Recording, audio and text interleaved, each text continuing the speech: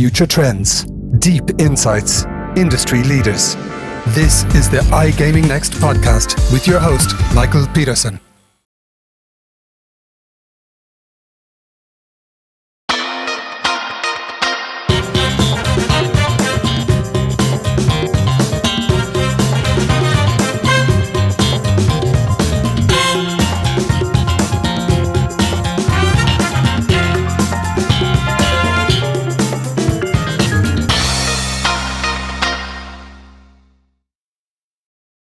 We are back with another episode of the iGaming Next marketing podcast. And I know I say this every time, but you are seriously in for a treat this time. As today I speak to Niklas Lindahl, who is the Interim CMO of LeoVegas.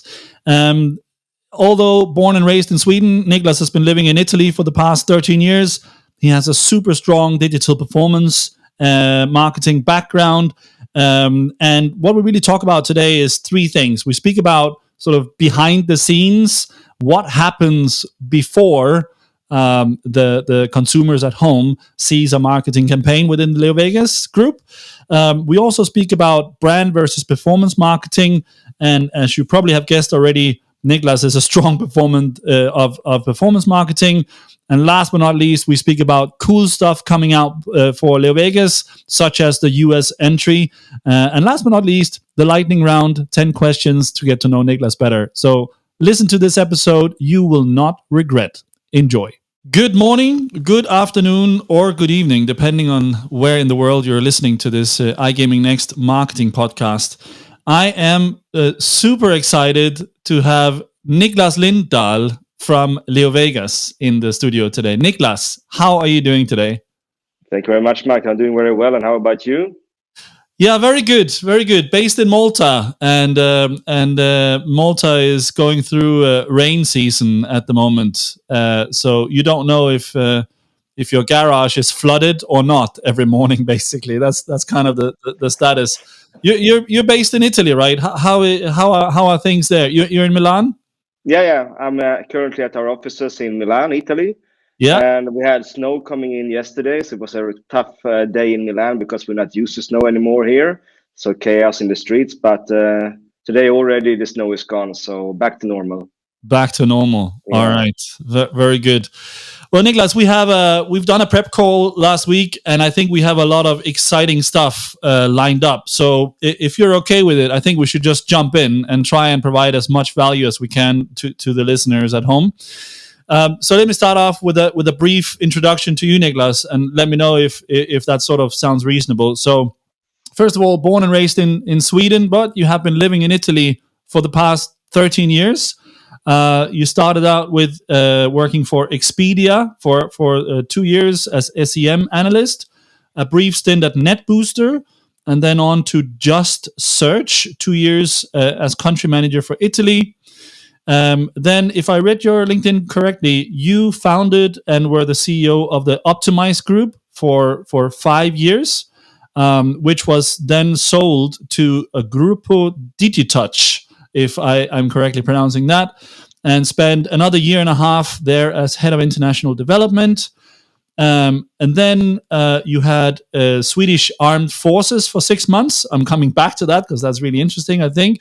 And then joining LeoVegas, where you have been for 4 years, starting out as MD for Italy, head of MGA markets, general manager for EU and North America. And as of today, the 9th of December, 2021, is the interim CMO for LeoVegas. And the last but not least, you're devoted to sport, meaning CrossFit, running, and gym. Did I destroy that completely? Was that sort of scientifically correct? Amazing. I could have done it better myself. It was perfect. Thank you. Okay, good. So if we look sort of back, correct me if I'm wrong, but it seems like sort of a very, very strong digital marketing background, including your own company, which you obviously grew to a significant size and sold it. Is that sort of roughly correct? Reading your CV. Yeah. My entire career has been based more or less when it comes to digital marketing, starting in the Expedia group as a junior, and learned the business and understood the potential. I understood that the future of marketing is online. So that's where I continued my path once I understood that. So that's correct. Yeah. Yeah. Okay. Very good. And then, so I'm trying to picture myself. So you're living in Italy, have access to fantastic pasta every day. Yet you decide, assuming, to move back to Sweden to join the Swedish Armed Forces for 6 months. Is that correctly understood, or can you tell us that story? Yeah. So in Sweden back in the days when I was younger, there was a mandatory service of 1 year. When I was close to finish that year, I had to interrupt for personal reasons. And I don't believe, to leave things unfinished. So when I was done with my company, the Optimized Group, and I sold it, I did a check within myself. What have I done good? What do I still need to do? And do I have any unfinished business? And the military service was one unfinished business. So I volunteered for 6 months to complete a course, to just check that box, to then be able to move on to new things. I think that's so amazing, and but I guess you did that somewhat later than most other people would have done. Like you're saying, you had started it, but then you had to leave it, and then you came back. So like how was that experience coming into that sort of with a bit more experience under your belt? It was quite challenging because I had a very good life in Milan. I lived in a nice attic in the center of Milan. I had a nice car. I had everything you can dream of, benefits, and didn't need to take instructions from anybody. And then to leave all that and go into the barracks with a lot of younger people. The average age is around 20 years old, and all of a sudden being told what to do. When to do things, when to go to the bathroom, when to eat, what to eat, when to sleep. It was a shock, but again, it was necessary to complete that unticked box. So it was about biting my teeth for 6 months and being silent for 6 months and just execute. And it was tough. Yeah. I can imagine. So I did the Danish Air Force for about a year, and I remember those days clearly. And I'm not sure I could go back to that. It's one of those, going through it. It's tough, right? You have to swallow a lot of sort of pride, because, like you're saying, you're literally told you have 10 minutes to have your lunch and do whatever you need to do, and you're back here. So I think that speaks volumes to you as a person, Niklas, and I think that really stood out from your CV. On closing that circle. I realized the very same moment I stepped into the gates in 2016. I did a big mistake, but that was in. Just go with the flow. No turning back at that point. No. I can imagine. Yeah. And so I wanted to ask you as well, maybe. So sort of then you joined LeoVegas after that. So did you sort of experience some things or learn some things in the armed forces that you have brought with you into LeoVegas that have impacted your leadership style or the way you sort of approach business today? No, I don't think I learned so much in the military service about how to lead, because in the military, as you know, it's, even though it has evolved, it's all about giving orders and make sure that people execute them. Yeah. We don't work like that in LeoVegas. In LeoVegas, we work with trust and accountability. Yeah. We assume and expect everybody to take their own responsibility, to be able to do their duties and work without being given instructions all the time. Yeah. Maybe one thing I could bring with me from that experience back into the working life is, the knowing that it can always be worse. You can be in the cold, in the rain, but we're sitting in a nice office. We have a shirt on and we have coffee. Yeah. But when it comes to leadership, I wouldn't say that experience taught me so much about leadership. My leadership style is leading from the heart and leading by example. That's how I lead. Yeah. Yeah. No, I think that's great. If I look back, it's probably like you're saying in endurance and sort of, the good old saying, if you're going through hell, keep going, right? Yeah, not the ones you have to remind yourself of Yeah. when it's -20 outside and you're digging a hole in the ground. Yeah. Cool, very good. So really interesting, Niklas. So today we have a sort of a great set of topics to go through, and I can't wait to learn more about the LeoVegas marketing approach to things. But I think so often we jump straight into the fun stuff, the action, the TV commercials, all the sort of the stuff that the outside world will notice. But what I would really like to do is to start off with understanding a little bit more from your perspective, Niklas. What happens before the fun begins, so to speak, and what happens before the TV ad goes live? Sort of the behind the scenes, the research, and maybe we could take sort of the example of entering a new market, for example. So if you don't mind, sort of explaining a little bit, sort of what goes through in the LeoVegas headquarters and Niklas's phone calls before that. Yeah, okay, sure. So when we enter a new market, we have a very good team in house in Malta. It's the business development team. They are constantly scouting for new markets. Where it could be interesting for us to enter and deploy our business. So usually, what happens if we want to talk about the deployment of a new market is that they have identified an interesting market for us.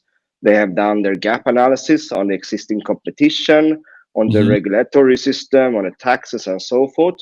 And once they feel that we have a good case to enter, they present to the management, this is the market, this is the size, these are the competitors, this is how they work, and we see that our product, our brand can bridge or fill a gap in that market.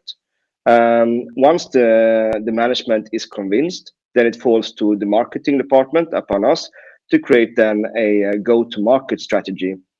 How will we enter the market, with what channels, in what time, and what budgets, and then together with the business intelligence team, creating a forecast on how will the business grow in that market, what kind of support do we need from the operational teams like retention and CRM, customer support, key account management, compliance and legal. So once we've done all that and we have all the box checked and ticked, then we deploy into the market.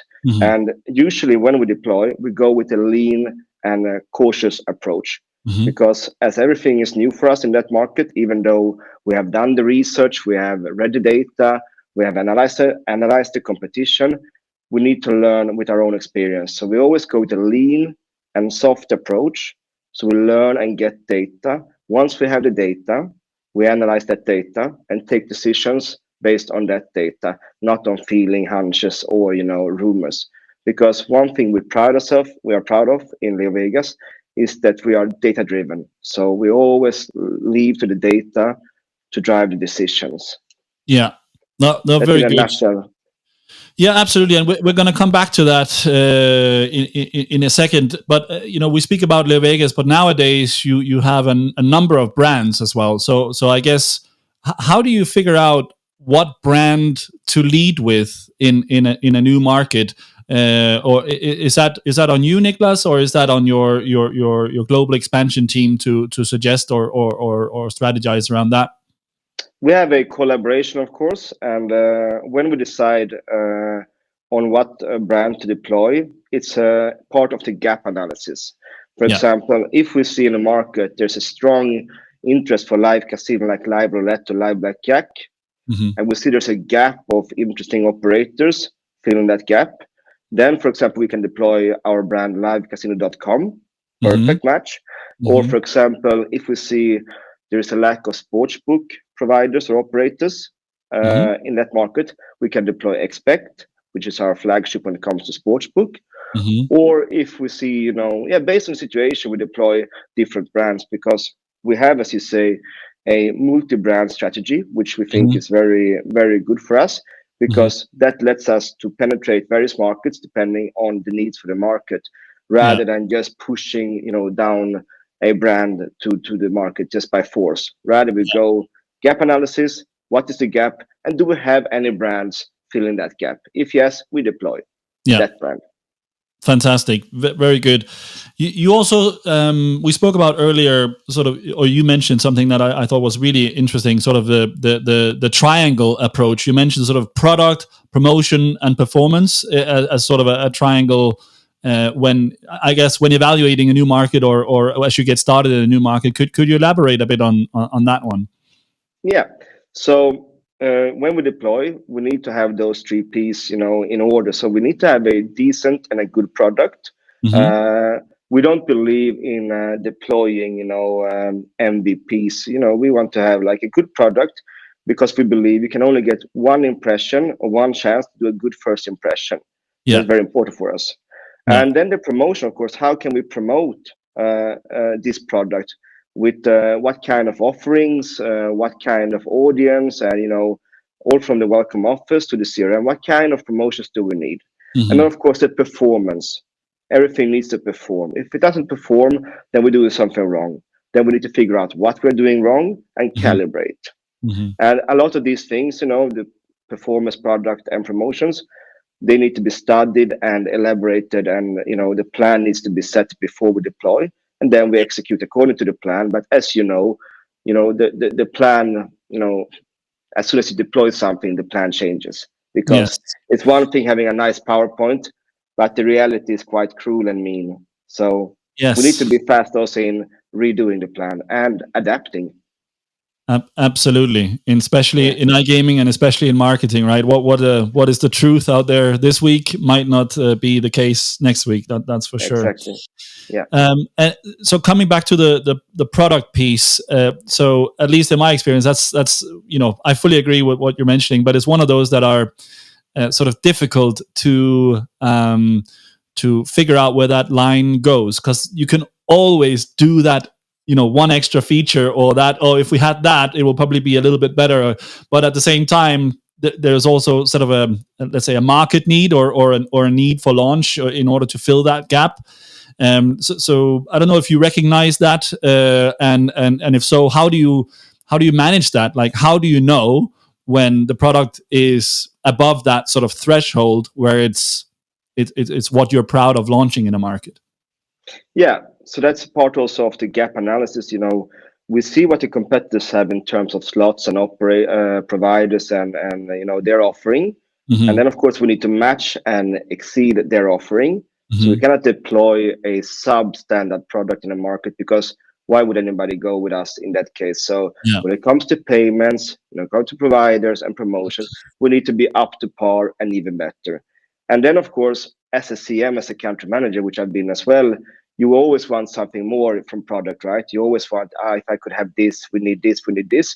But I think as a good marketeer, you need to learn to sell and market the product you have today, not the one you wish for tomorrow. Because you could always wish for something better tomorrow. But if you're a good marketeer, you manage to package and sell the product you have today. That's very important. That's great. I fully agree. So all this research and behind the scenes before launching a new market, is there an element of that which is external, as in consumer research, or sort of working, let's say non-internal, basically, or how do you do it with LeoVegas? Yeah, sometimes we bring in external consulting firms to provide us with insights and reports and benchmarks, but we're quite a big company, almost 1,000 employees, and we have good people in-house. So we try to do as much as we can in-house. Yeah, that's the standard and baseline rule. But in the cases where we don't have maybe the strongest knowledge, or there's a kind of field of expertise that we are lacking, yes, of course, then we can go to external partners as well. But as much as possible in-house, because we are supposed to be the experts in the field, and we know our product best.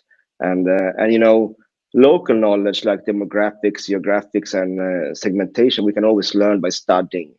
So if we don't have the knowledge in-house, we need to obtain that.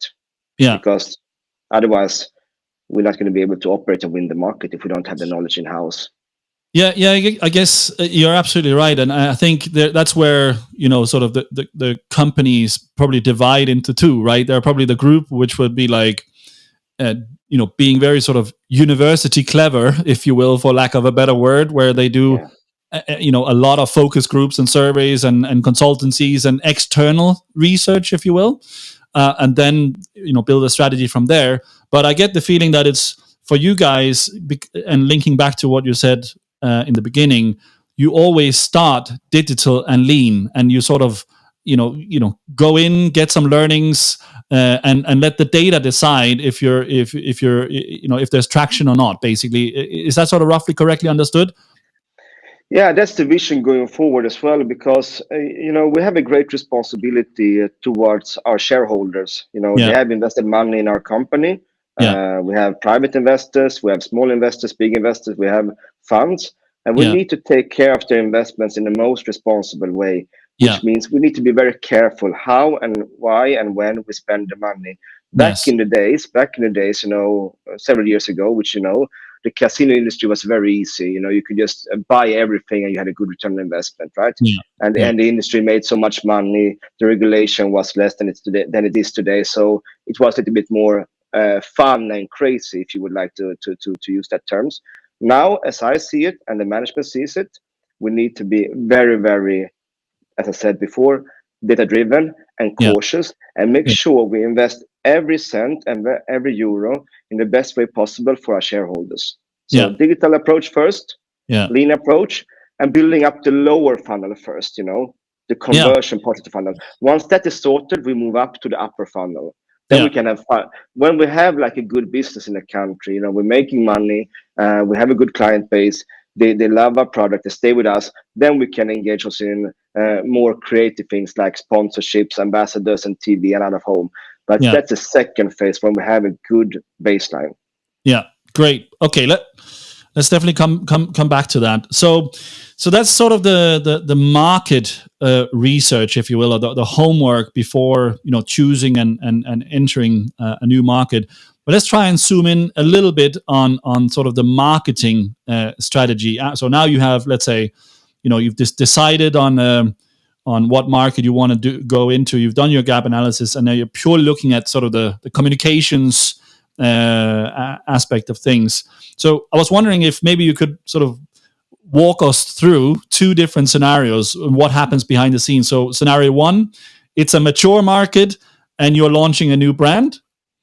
And scenario two, it's a new market launch, and what are sort of the first steps that happens purely from a sort of marketing aspect, and not so much the business strategy behind it, if that makes sense. Could you walk us through that? Yeah, okay. So in the first case there, if we're talking about a mature market where we haven't been before, of course, the threshold to get into the market will be probably much higher, because you're going to go up against consolidated operators who already have a client base, and they have a market share. In that case, we need to be sure that we have a product that has some kind of innovative touch. We need to add something extra to the country, to the market in question. So we have a unique selling proposition. What is the USP for this brand, for this market?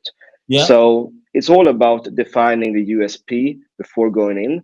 And once we have defined the USP, especially in a mature market, then we build up all our marketing around that USP.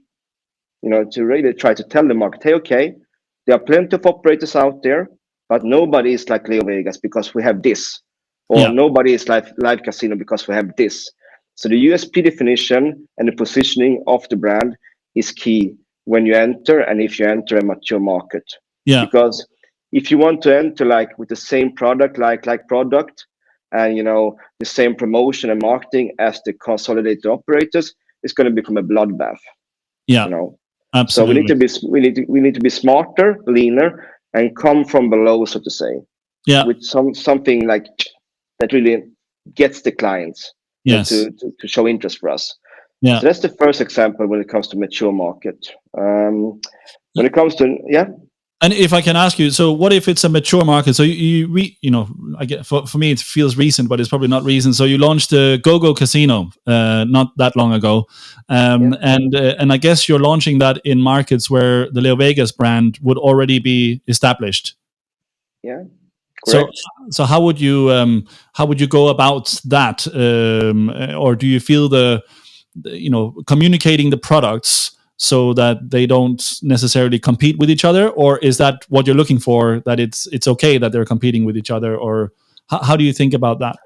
No, we don't want our brands to cannibalize each other. We don't want them to compete against each other. Yeah. You can have a multi-brand strategy, by having a carpet of brands on the affiliate sites or on the Google SERP.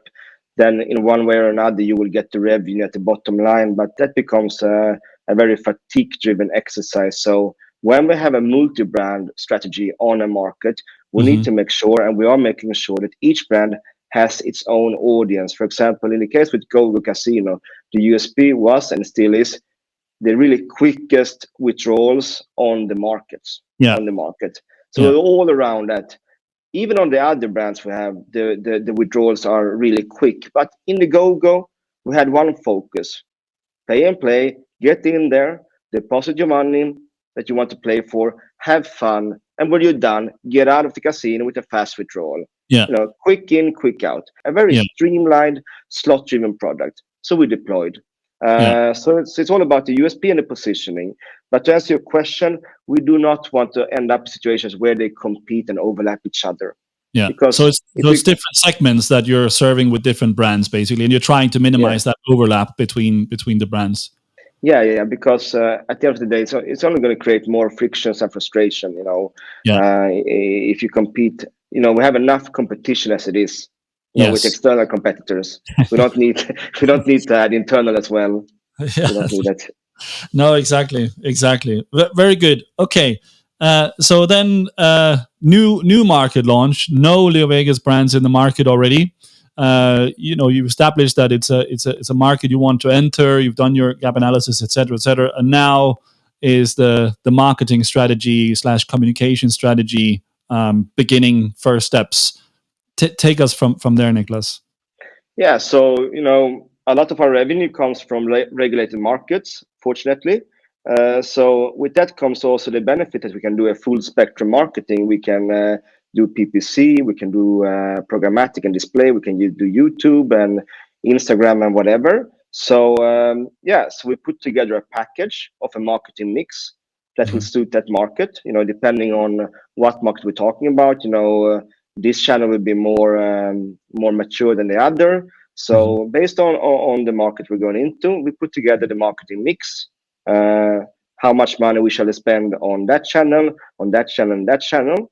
And then we deploy, as I said before, the lean approach, and we see what happens. Yeah. Usually, with the kind of volumes we are working with, we can get reliable data and take decisions within a month, I would say.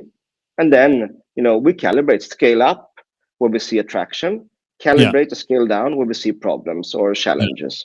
Yeah. That's how, we approach a new market, which is like maybe also a little bit immature. Then, because what we can do when we have competitors already working on a market, we can do reverse engineering on them. There are tools, you can use to see how they do their digital marketing. So, we gather intelligence about how they do it.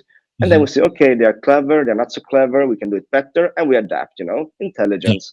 But when we don't have this intelligence, then we need to learn by our mistakes, so to say. Yeah, test and learn, right? And iterate fast, acting on data. Very good. Yeah. Super. Before we leave the sort of behind the scenes, or what happens before something happens aspect, is there something else you want to add, Niklas? Something that's important for you to sort of a box you want to tick before starting having a spend in a market? Now we need to make sure that we know all about the market, or as much as possible about the market.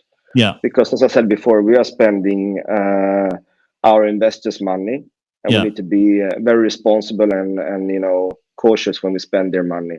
Yeah. Because it's not our money. We are lending them from the stock market, so to say. So Absolutely. we need to be prepared. Yeah. We cannot do impulsive things or non-founded things. We need to be prepared and competent. Yeah. Very good. Yeah. Super.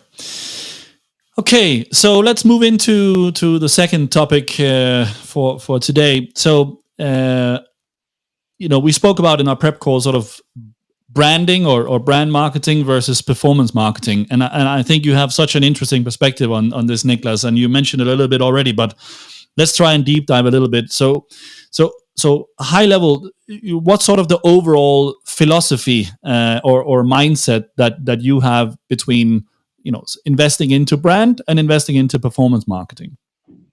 Yeah, so my mindset is this. I think, and I know, and I feel, you can build up a good brand awareness by doing performance marketing. There's, the old doctrine is, yeah, go heavy on TV, go heavy on out of home, go heavy on sponsorships, and, you will see a triple down effect into the lower funnel. It works for sure, but it's very costful. So I think, you know, performance marketing can also be a brand enabler and building channel as well if you do it right. For Yeah. example, you don't need to spend massive amounts of non-targeted TV, classical TV. You can do, for example, targeted YouTube TVCs, for example. There you Yeah. get your branding, you can select your audience, and you can measure it. The same goes for Instagram, the same goes for social media. So I'm a big fan of, yes, we shall do branding and we need to do branding, but let's try to do it in a way you can measure it. We have a saying that goes like this: if you can't track it, you can't do it. That's the first rule. If you can't track it, you can't do it. No, no, no. Because enough, of spending money without measuring, enough. You Yeah. need to be able to pick a KPI, to at Yeah. least show one KPI that you can measure, you can follow on this investment. If you Yeah. can't show one KPI, that channel cannot be done. So that's the, when we get like offers and a lot of companies, they approach us and they try to sell us stuff. Yeah, it's going to be great. You're going to go this, you're going to go that, and you're going to increase your brand scores or whatever. You say, okay, show us the KPI. How will you track them? How will you report them? And when can we see results? In many cases, they can't do it, and then the conversation is done. Yeah. Because if you can't track it, you can't do it. Yeah. And we believe like this also. There's a saying.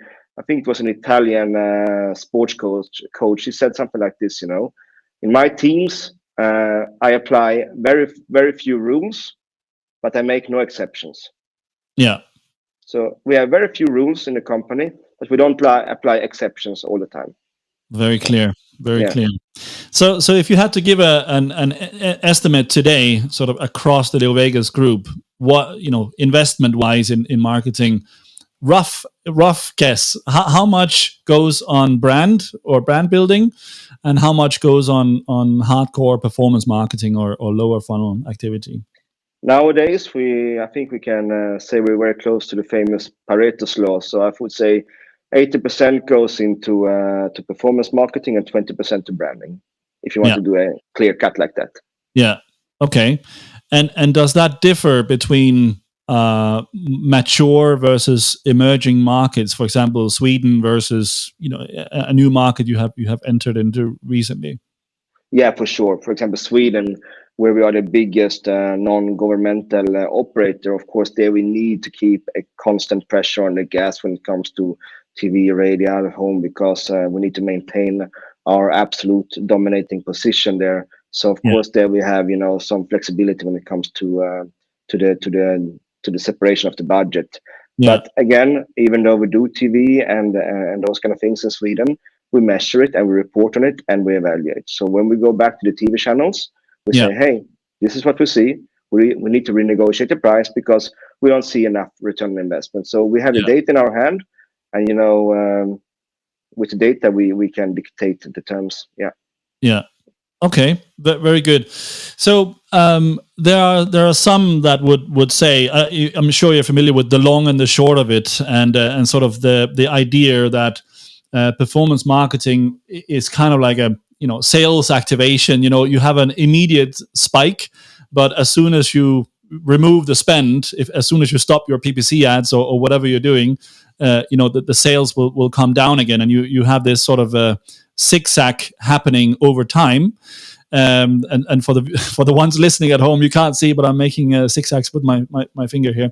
And on the other hand, the sort of the brand building spend will start out slow, but over time will exponentially have more effect than performance spend.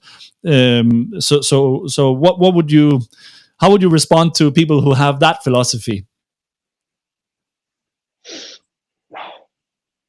Putting you I on the spot. understand. Yeah, I understand.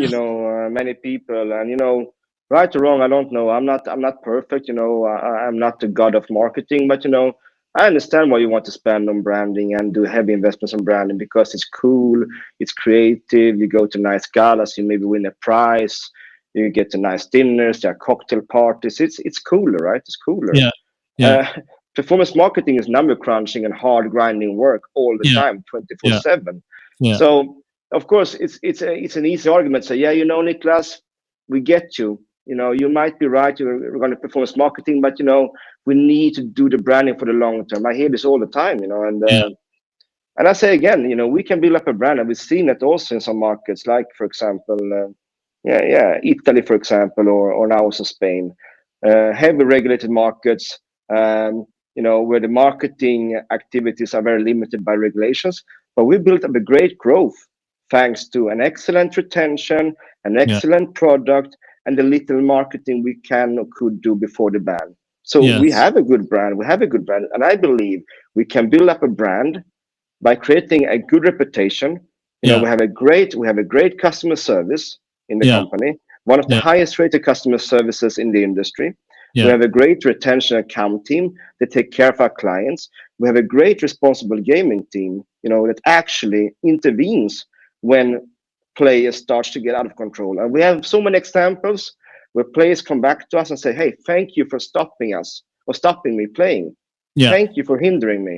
yeah, Because we take responsible gaming so serious. We yeah, rather say no to money yeah, than contributing to create problems for a person. And I say again, many times people come back and thank us yeah, for the yeah, responsibility. So yeah, to answer your question, what do I answer to when people come to me with that argument?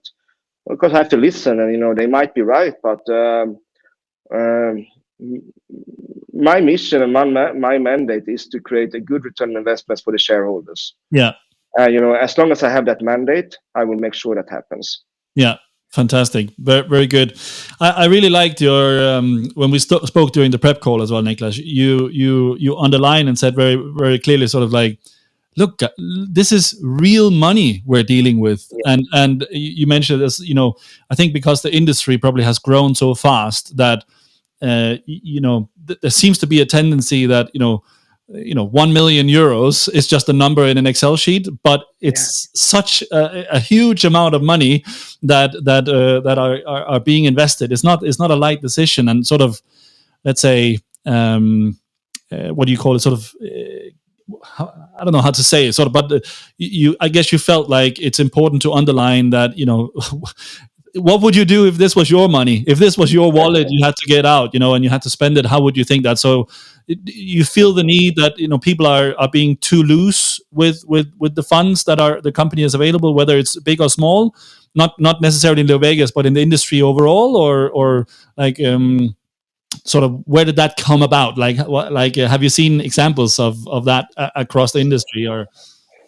I've seen it also previously in other companies. When I had my own digital company, the consultancy company, we helped a lot of Italian companies turn around or take the step from offline to online, and Yeah, huge budgets, nobody measuring anything, and yeah, but it just goes with the flow. But in this industry, to narrow down to this current experience, I think, or I feel that in LeoVegas now we have a great sense of responsibility.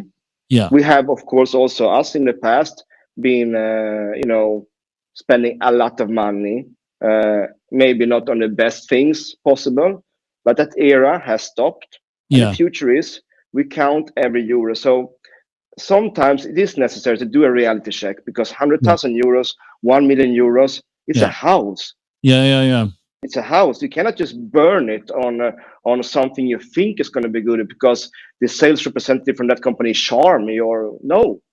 No. Yeah. Return on investment. You can't spend money without counting home a return on investment. So yeah, sometimes I think it's important, but even for me, sometimes I get carried away when I see something really interesting. I need to do a reality check, slow down a bit, stop, think, orientate, and then take a decision. As I think, yeah, in the industry, I think, but I can only take responsibility for what's going on in LeoVegas, and there now we spend every euro in a very responsible way. But I think as a whole, imagine also the average age in this industry is quite young, 30, 35 years old, and Yeah. handling budgets like 10 million euros. Yeah. Of course, you get how do you say in English? You get blinded by the speed. Maybe you can't really see how fast you're going. Yeah. It feels like monopoly money, but it's obviously not. So Yeah. Niklas, I can imagine being in your team, coming to ask for for an investment. There's a long checklist and reality checks to go through before Niklas signs off. Is that correct?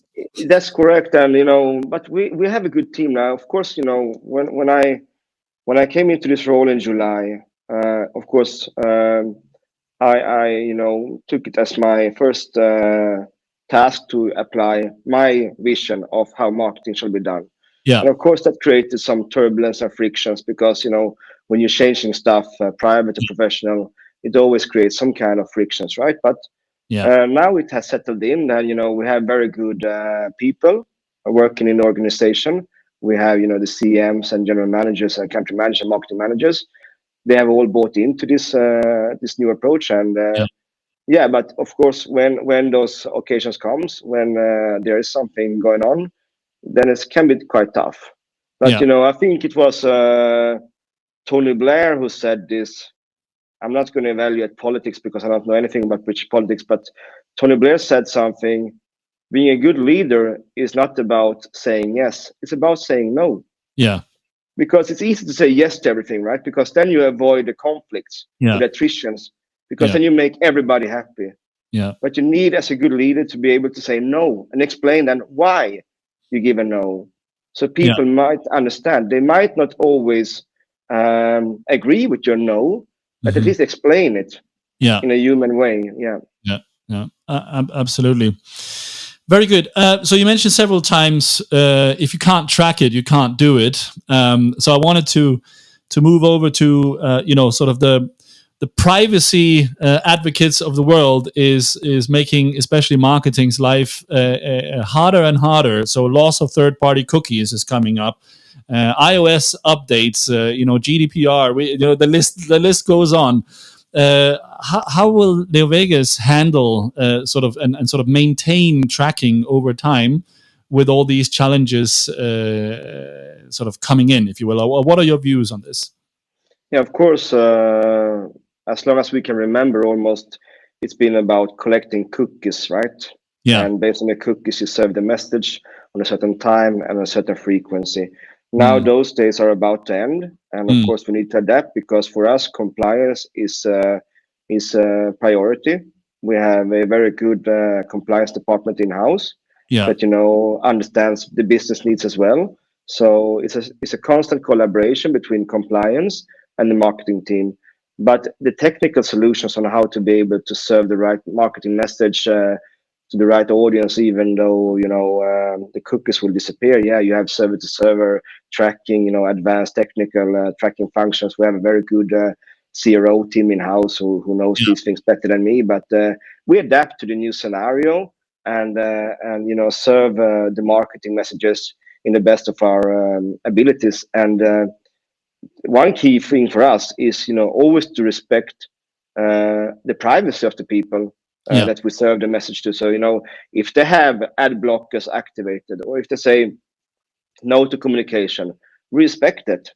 There's no need and there's no pride for us to serve messages to people who doesn't want to know about us. Yeah. We don't need to convince them to come to us. We Yeah. rather spend the time and energy and money to talk to the audience who wants to hear more about us. Then if we need a cookie for it or not, yeah, we will see what happens in it tomorrow. We're not there yet, but we're getting there. And we're all about now in the phase to adapt to this new reality. But, Yeah.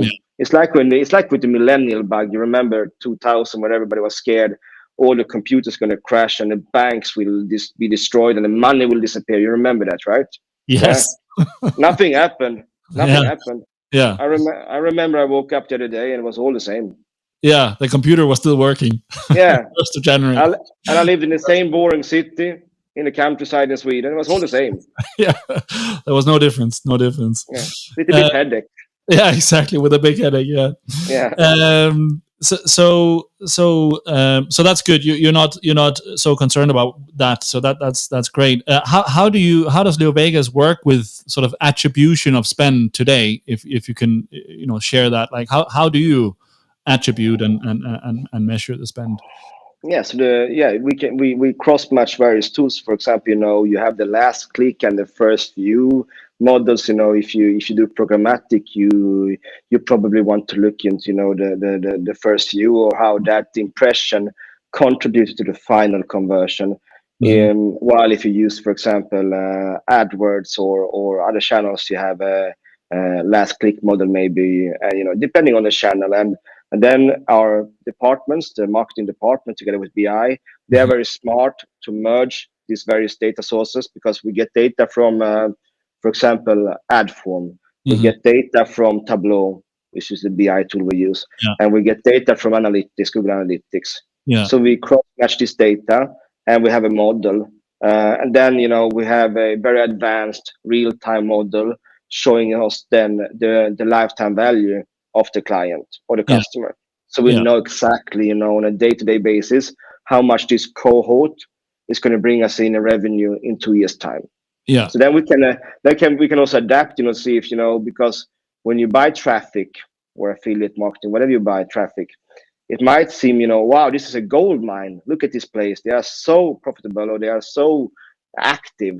But it can be like a false positive, so to say, because you might be subject to a scheme or for abuse or for a bad source of traffic that then depletes after 1 month or 1 week. So that's very good that we have a BI team in-house who monitors these cohorts in real time. Yeah. So that's how we measure and attribute. Yeah. Okay.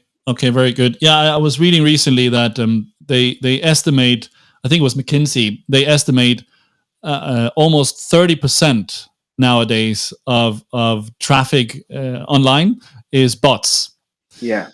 It's significant. I thought it was much less than that, but I think that's pretty crazy. But to be fair, also there, Michael, to give also a credit to the big ones.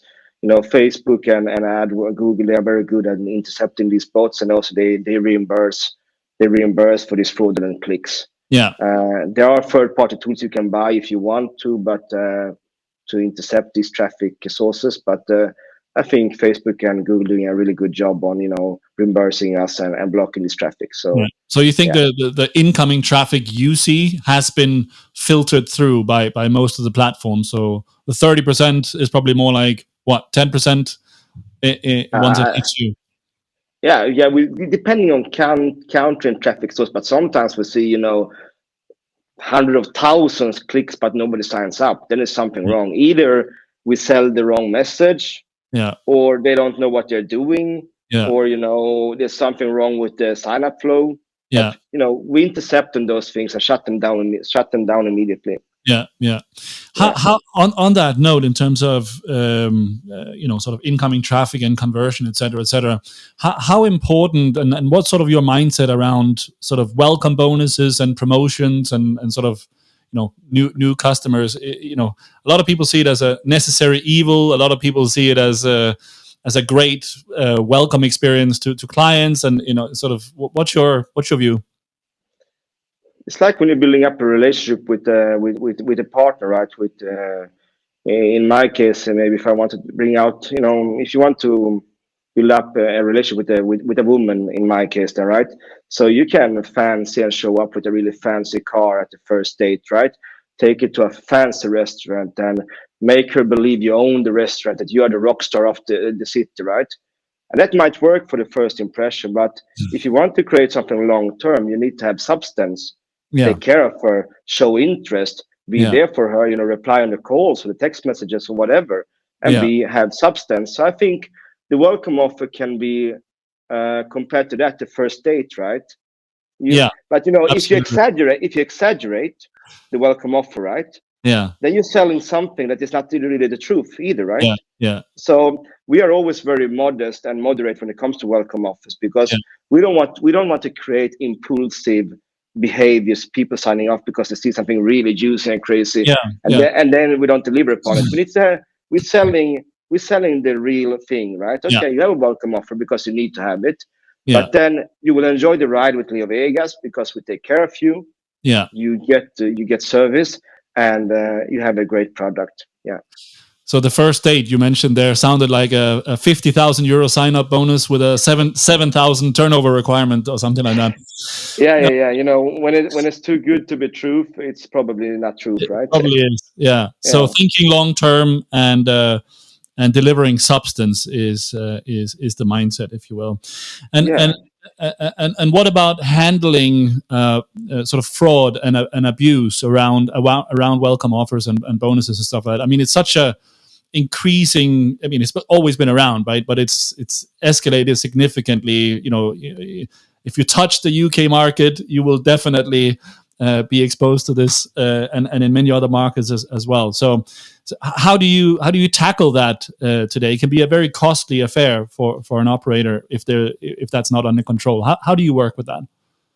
Yeah. First of all, I despite, and I don't like them at all, these fraudsters and abusers, because they are doing non-honest things. And I am a person who believes in honesty. You Yeah. should never fraud or trick somebody. You should be honest and do your work hard, and be ethical in balance. So these Yeah. fraudsters and these abusers, I despite them. I don't know if despite is the wrong word, but the right word, but it's the one that comes to my mind.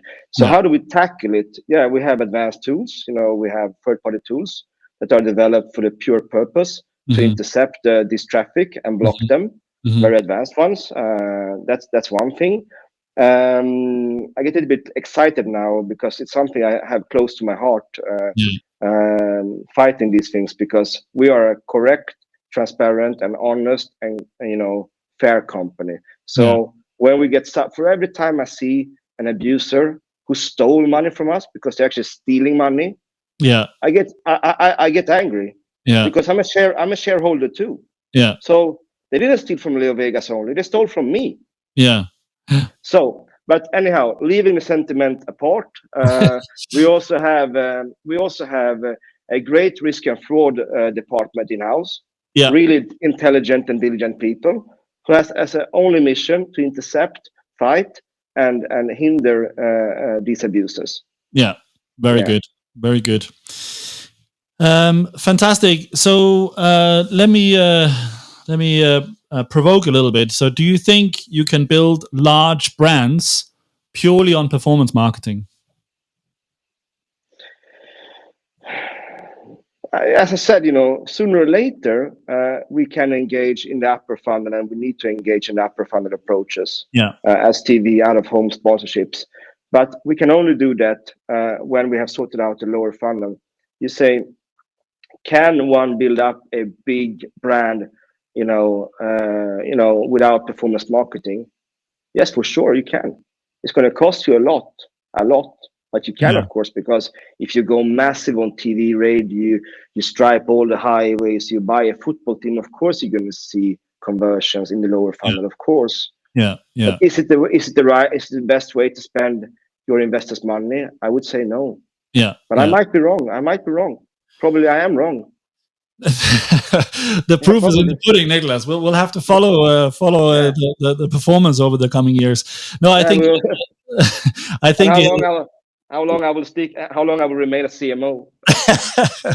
I'm sure you're on the right track here, Niklas. So, I guess at least in my experience, and when we speak to other marketers, it seems there is this classical what do you call it, sort of dividing line where if you want to build brand, it has to be TV, out of home, blah blah blah, all these sort of offline or traditional media, and vice versa.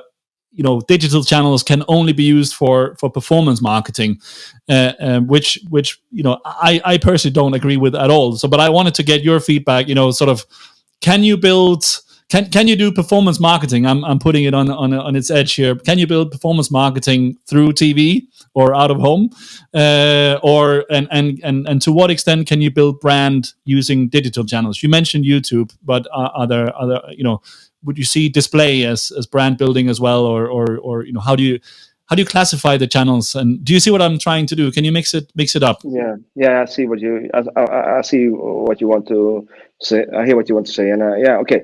So can you do performance marketing using out of home and TV and stuff like that? Yeah, the TV channels they have understood that the future is catching up with them. So many TV channels around the world, they are now selling that they can provide data because they have the cable TV or it's digitalized, so they can provide data on the frequency and stuff like that. But it's never going to be as precise as a report from, for example, YouTube or Facebook. So, but yes, you can measure some things by these modern TV channels. Out of home, you can put in a QR code or a specific URL, and then hopefully you get something to track, right? Yeah. So you can if you are creative, of course. Yes, you can, and you must, and you should. When it comes instead to performance marketing, to use that channel to drive brand and build brand. Yeah, for example, you can do display advertising. You can have interactive banners on display, and it's all about hammering a message right on multiple channels. So you see the banner here. Dell computers, they are really good. I don't know, but they were actually really good. I don't know now because I haven't bought a computer for a long time, but they were everywhere. And if you by mistake visit their website, you're going to see that computer following you all around the web for 3 weeks, right? Yeah. Because they got your cookie. And so I think you can hammer in or sensibilize an audience with display, with videos, pre-rolls on YouTube and Facebook. Yeah.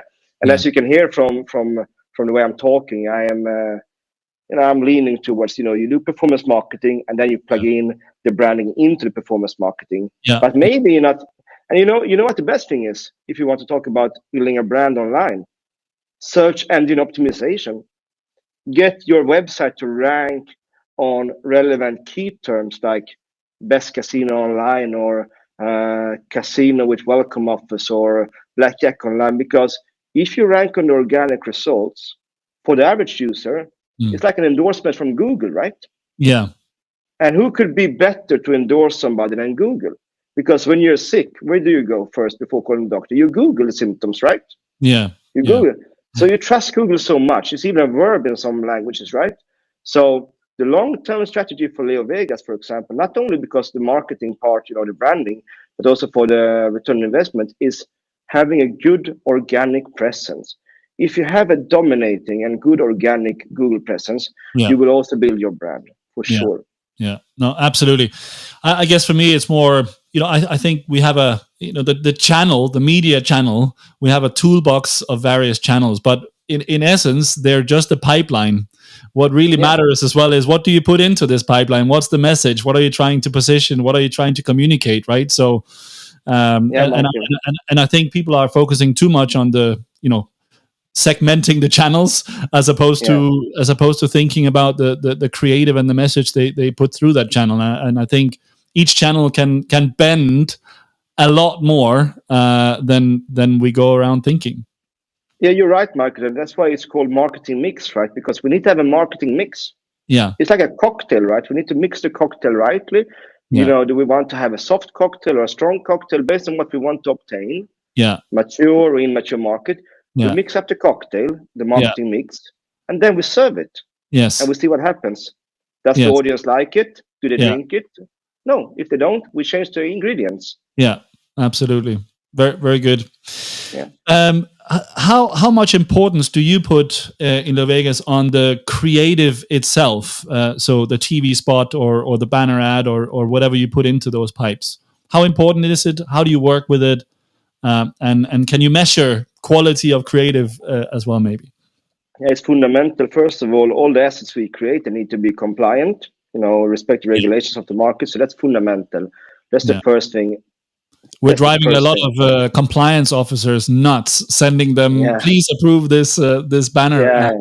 Yeah. And they are great. They provide us with guidelines and material to study. So so each colleague has these guidelines. But compliance is first. We need to have the assets to be in line with compliance. And furthermore, when we do something, a banner or a video or an ad copy, it needs to be excellent.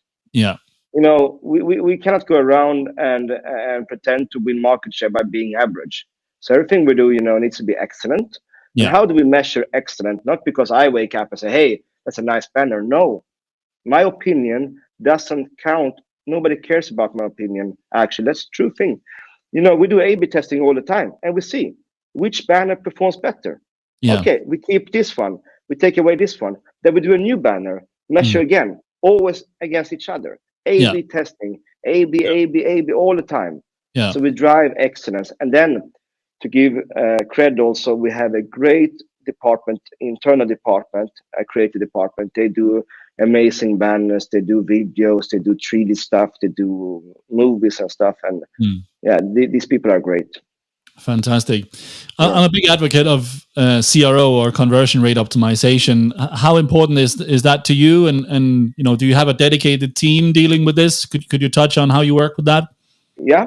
Also there we have a quite big team. There are around 10 individuals. All working with 10. Only working with CRO.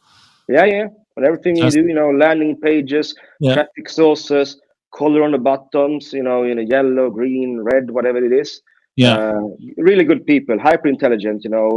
Many of them have like degrees in mathematics and stuff like that. So they are far more smarter than I am, and they do these things all the time. They compare stuff and then they give instructions. Scrape, throw away this and do something else. So we listen to them all the time. These people are great. Yeah. Fantastic. Very good. Good. So one final question on the brand versus performance sort of topic here, and it's very clear from you, Niklas. You're very big on ROI, and in fact, we sort of jokingly made a headline for this podcast saying ROI or die. So sort of very hardcore on the measuring, the tracking side of things, and delivering value to the shareholders. We've spoken about that a million times.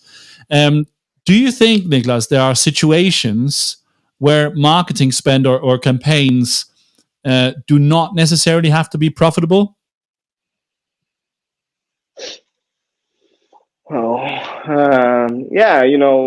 when you enter a market, or situation, maybe you cannot count, home the ROI from the first month. Maybe it would be too good to be true if you can deploy a brand into a market and expect growth at the same time as a strong ROI. So when we enter a new market, we are prepared to take a lower return on investment for a certain amount of time.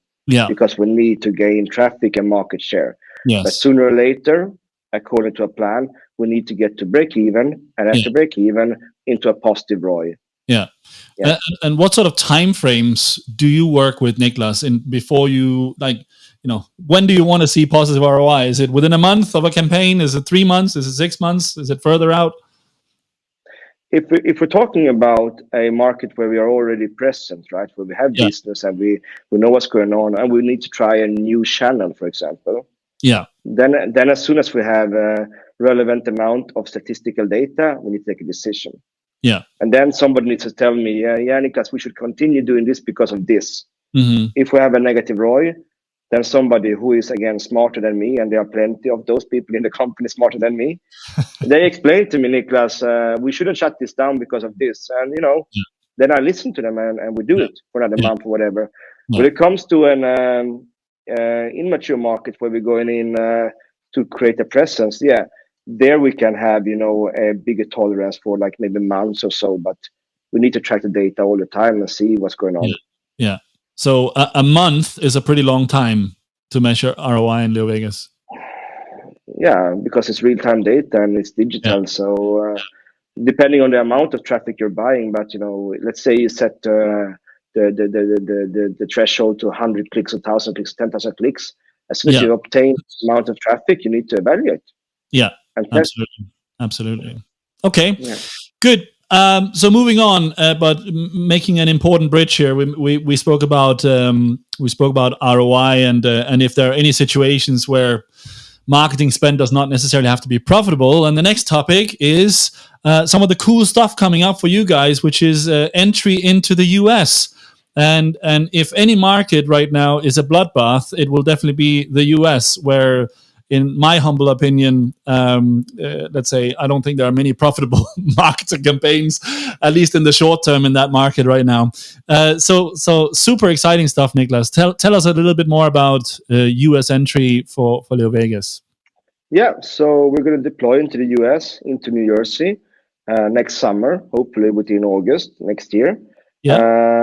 The approach we're going to apply is set to be a digital first and a lean approach, because we don't want to go down the same route as many others, by buying teams and sponsorships and engaging in this bloodbath. We were actually over in the US last week, the management team plus other colleagues, to actually to visit, partners, future partners, and already signed on partners, and also going to a trade show over there in New Jersey to get the smell of the market, because you need to be maybe there and also talk with people and meet people, and we are aware it's going to be a challenging market. Of course, we don't take this challenge easily. We are very humble. We are very humble for this challenge, but we are also very confident and determined that we're going to do good, because we are choosing a different approach. We have done our competitor analysis. We know what they're doing, good and bad, when it comes to marketing, when it comes to CRM. We're going to deploy a stellar product. It's going to be one of the best products on the New Jersey market when it comes to how fast we can sign up, the withdrawals, the amount of slots and live games, and all of it. It's going to be one of the best in the market. And I'm saying this with great self-confidence, because I know the roadmap, and I'm a good friend also with the CPTO, the Chief Product and Technical Officer, and I've seen what we're going to deploy. It's going to be amazing. The app, the desktop version, the mobile version, it's going to be amazing. So again, we're going to take market share by great product, great retention, taking care of our clients, properly, and a smart marketing. We don't expect to win New Jersey in 1 month or 1 year.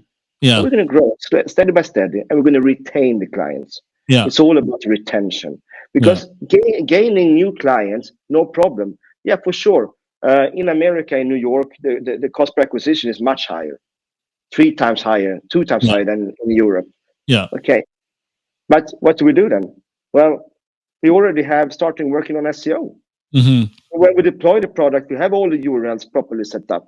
We have all the pages optimized. So little by little, our organic presence is growing, and we get down the overall global cost per acquisition. So it's all a numbers games and a good coordination with the great departments we have working together. So we are humble. We are humble for the challenge, but we are confident in the resolution and the victory we will obtain there. Yeah. Very good. So we shouldn't expect The Rock or Beyonce to be the new LeoVegas ambassador in the US or something like that. Not within 6 months, at least. No, not at the beginning. We believe in an ecosystem. We need to self-finance our own marketing. So of course it would be cool. I know a competitor over in the US have Jamie Foxx as an ambassador, right? Yeah, exactly. And I saw the TVC. It's just amazing. I've seen that TVC 30 or 40 times. I'm not going to mention that competitor's name, because I'm not going to do marketing for them. They have to do it themselves. But that TVC said, wow, the drums, the effects, But we're not that kind of company, though. Maybe tomorrow we will be able to take one of those influencers, and it's going to be good. But again, coming back to what we spoke about half an hour ago, we're building up lower funnel first. Then when that is stable and profitable, we do the creative and fun stuff.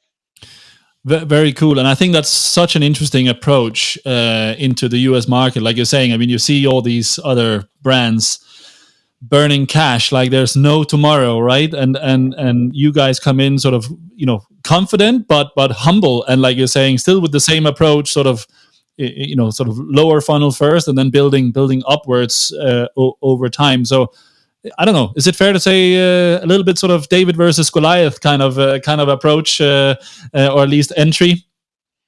I would say so. So I think also, we can go back to the stock market, to our shareholders, and Yeah. look them into the eyes and say, "Hey, we're spending your money wisely.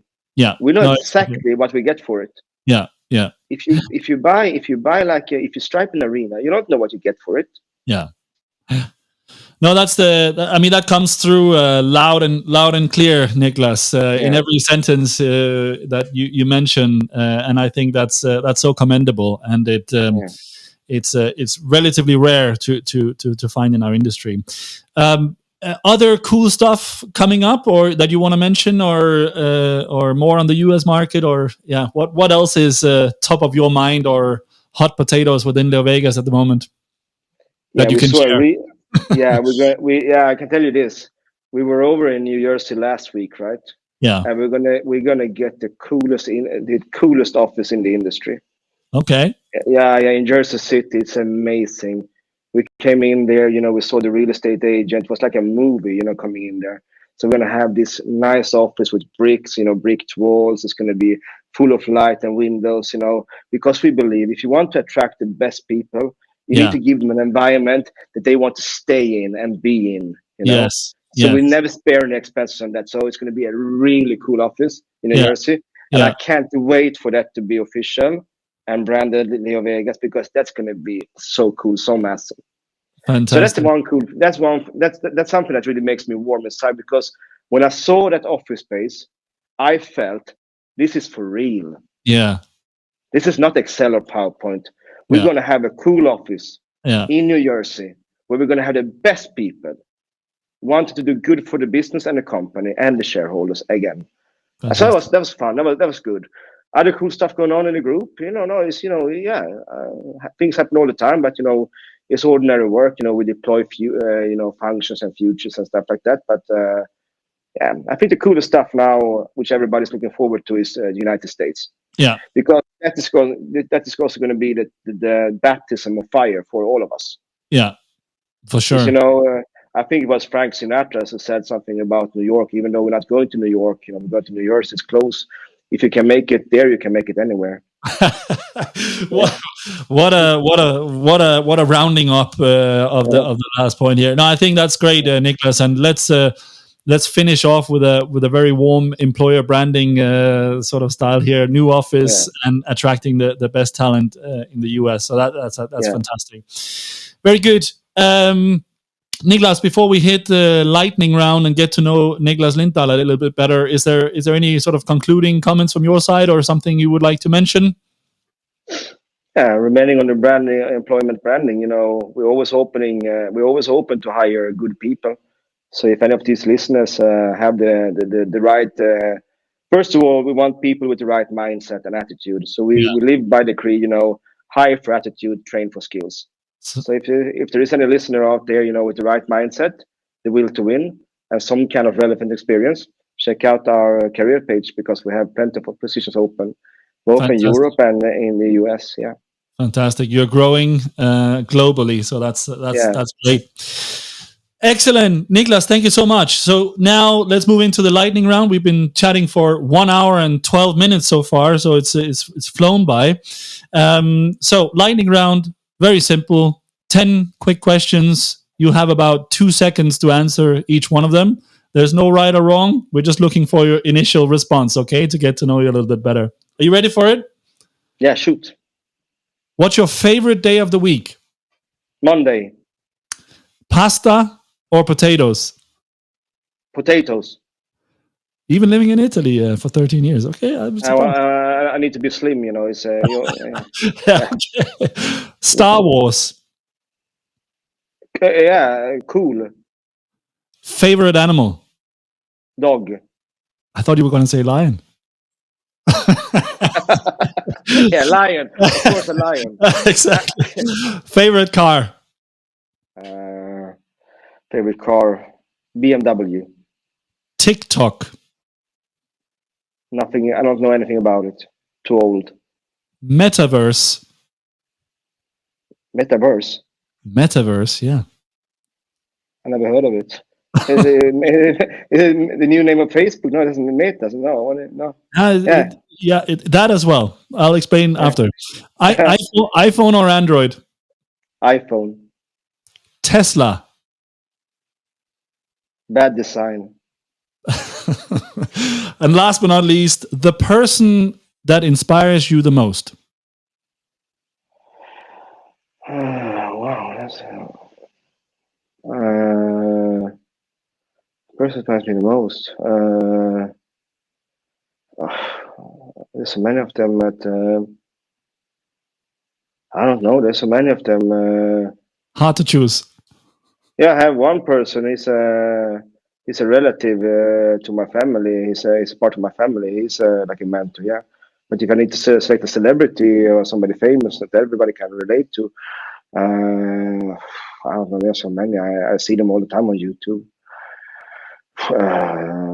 You can pass. It's okay. Yeah, I have to pass because I want to say something concrete, but that's a good one.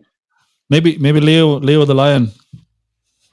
Yeah, okay. The person who inspires me the most, our CEO, Gustav Hagman, of course. Ooh, that's a good one. Fantastic. Yeah. That was 10 questions in the lightning round, Niklas. Thank you so much. It's been tremendous getting to know you better and hearing more about LeoVegas Group and all the exciting stuff you guys have going on. I can't wait to follow your US entry and all the other crazy stuff you guys are doing over there. It's all good stuff. Any concluding comments, or where can people, reach out to you, Niklas, or communicate with you if they want to hit you up for a job or for a networking opportunity? They can just go on LinkedIn. They will find me there, Niklas Lindahl, and connect with me there. And I don't get so many emails as you would think on LinkedIn, so I'm sure I'm going to reply to everybody if anybody writes. Sounds good. Personal reply from Niklas promised if you send him a message on LinkedIn. Yeah.